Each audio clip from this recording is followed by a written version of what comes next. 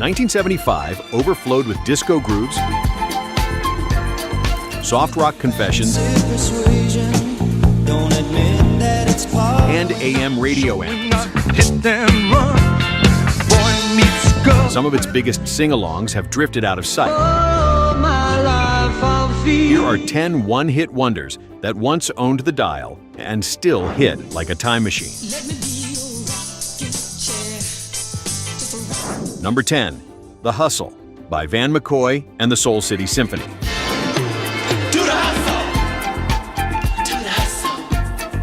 Late July 1975 belonged to an instrumental that turned weekend nights into neat lines of claps and pivots. DJs slipped it between news updates, variety shows built segments around the routine, and roller rinks glowed under mirror balls while crowds moved in lockstep across the floor.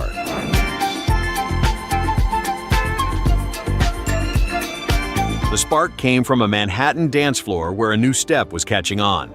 Back in the studio, a seasoned arranger gathered top players, shaped a bright flute lead over silky strings, and named the track after the craze everyone was talking about. Radio rotation came fast, and on July 26th, it sat at number 1 on the Hot 100.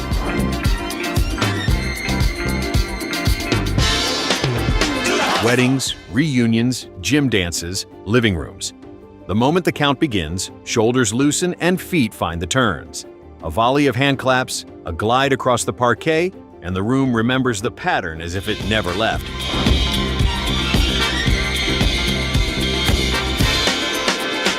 Number 9, Feelings by Morris Albert.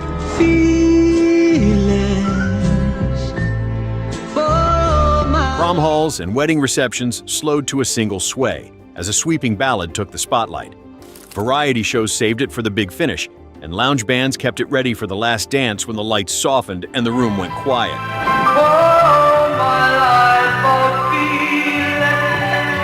Issued in the US by RCA in May 1975, it rose into the Hot 100's top 10 that fall and settled onto adult contemporary playlists for months. Behind it was a Brazilian songwriter making his first American splash, and this would remain his lone top 40 entry on US pop radio. Feelings like I've never lost you. A wordless opening sets the melody before any line arrives, which is why a few notes are enough to set the scene even now. Slow steps, linked arms, one long breath before the chorus. The memory returns on cue. Teardrops. Number 8, How Long by Ace.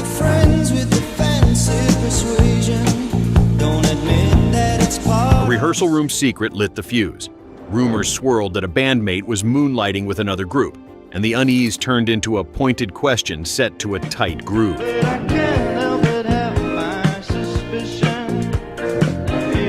Keyboard player Paul Carrick shaped the story with a cool, steady delivery that kept the emotion just below the surface.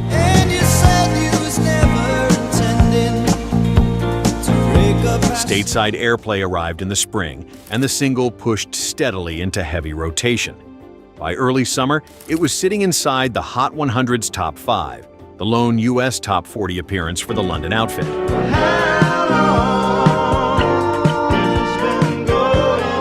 Pop stations, album rock shows, and late-night dedications all kept it spinning, the kind of cross-format presence that lodges a chorus into memory.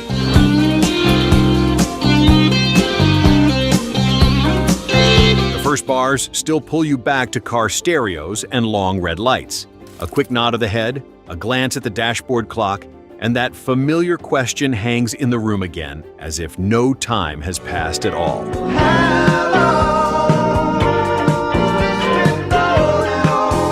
Number 7, Love is the Drug by Roxy Music. Ain't no big thing to wait for the best. City nights promised possibility. Velvet ropes, taxi lights, and a pulse that made sidewalks feel like moving walkways.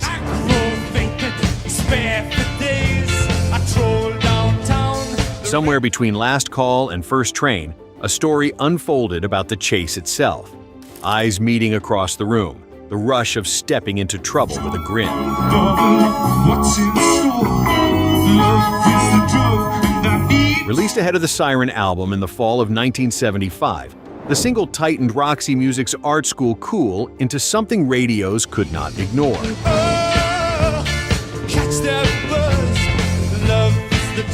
It surged to number 2 in the UK and slipped into the US top 30 the following spring, the band's lone top 40 appearance on American pop charts. Bryan Ferry and Andy McCabe penned it with an eye for nightlife detail, a swagger built for crowded floors and late drives. Face to face, toe to toe, heart to heart. Cue those opening footsteps and an engine turning over, and the room perks up. Sunglasses at midnight, lipstick on a glass rim, a quick nod toward the door. The hunt is on again, and every corner looks like a scene.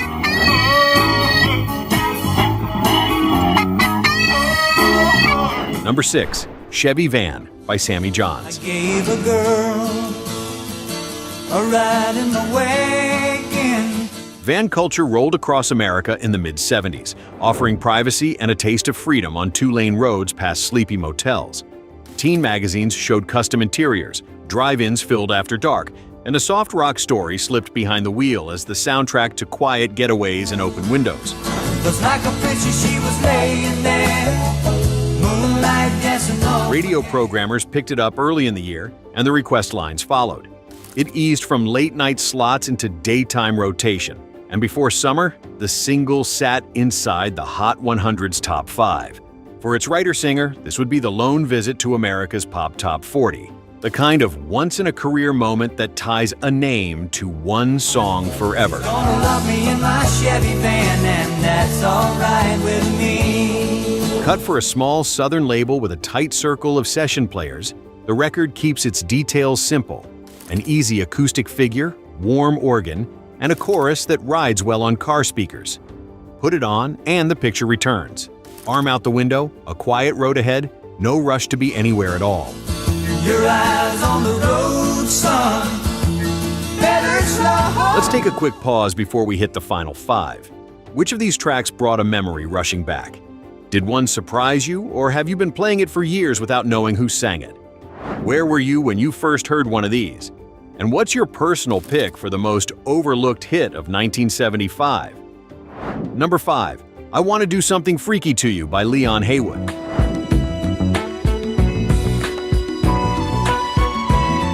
Late-night radio had a signature slow jam, the kind callers dedicated with a hushed voice and a first name only. Bedroom windows were cracked to the breeze, turntables spun at 33, and a velvet glow mood settled over living rooms, while the DJ promised one more for the quiet storm.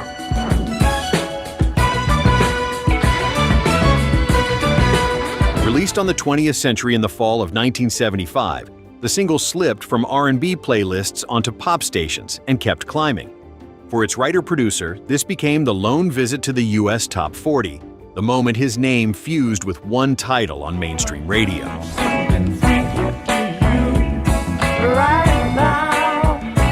Years later, it would be sampled by a new generation, but the record already owned its corner of the night long before that revival. Drop the needle and the scene arrives. Lights low, clock blinking 12:08, the rest of the house asleep. Slow steps, easy breath, and the room moving at half speed.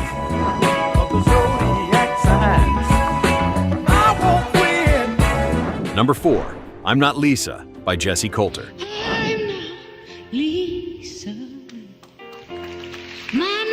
Capitol slipped a stark ballad to pop radio that spring, and request lines flooded with the same question. Who is the voice holding a room so still? Daytime DJs put it beside soft rock favorites, country stations claimed it as their own, and living rooms learned the name that was suddenly everywhere.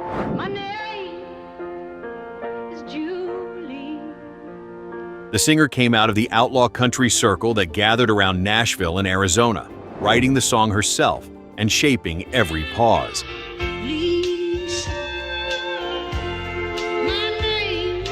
Momentum built fast. Country charts crowned it, pop stations followed, and by mid-year, it stood as a rare crossover that placed her inside the Hot 100's top 5. Your smile told of no night. For many listeners, this became the title they attached to her career. A quiet piano part leaves miles of space, and that space pulls memories to the surface. One voice, a steady confession, and a title that lingers long after the last chord fades.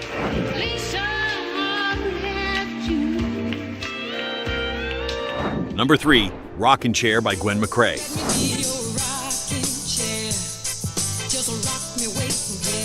Jukeboxes in corner bars and seaside lounges turn to a fresh Miami groove, the kind that made conversations drift and hips find a lazy sway.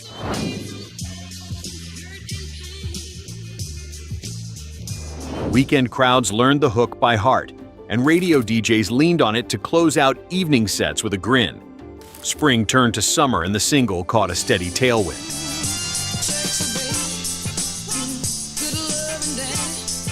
It topped the R&B chart and slipped into the Pop Top 10, a crossover that put its singer's name on marquees nationwide. Requests stacked up, television spots followed, and for many listeners, this became the title they always associate with her.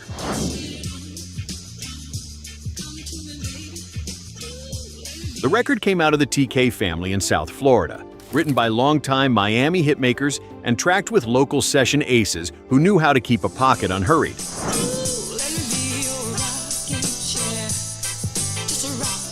Horns answer in short phrases, electric keys shimmer, and the rhythm section leaves space for every glance across the dance floor.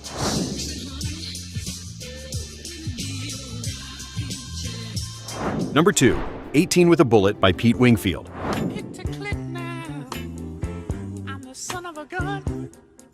Radio loved a good chart gag, and this one delivered a perfect on-air moment.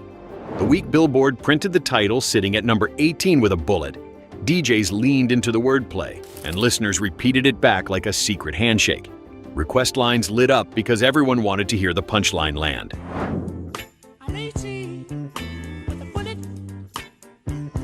The single slid onto the Hot 100 late in the summer and kept climbing into the top 20, the lone U.S. top 40 visit for a UK session ace who usually stayed behind the keys for other artists.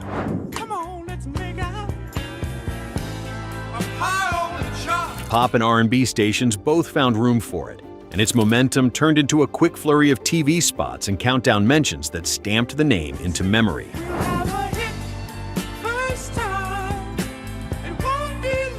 Drop the needle and you can picture the DJ talking right up to the first hit, then grinning as the phones start flashing. It's the kind of hook that makes you look at the chart again, just to see the joke in print one more time.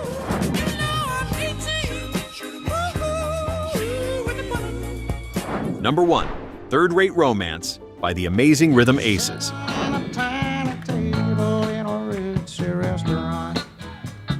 Neon hums above a late-night diner, 2 cups cool on Formica, and a quiet plan gathers between strangers who know this script by heart. A wink, a check on the clock, the promise of a meeting place that asks few questions and leaves fewer footprints. Old enough to score out and to still keep it loose. Through the summer, it threaded its way from small-town stations to big-city playlists, a sly short story that listeners replayed on the drive home. Requests stacked up, the chorus lingered in parking lots, and the band found itself with a single visit to America's Pop Top 40 that stamped their name onto one unforgettable title.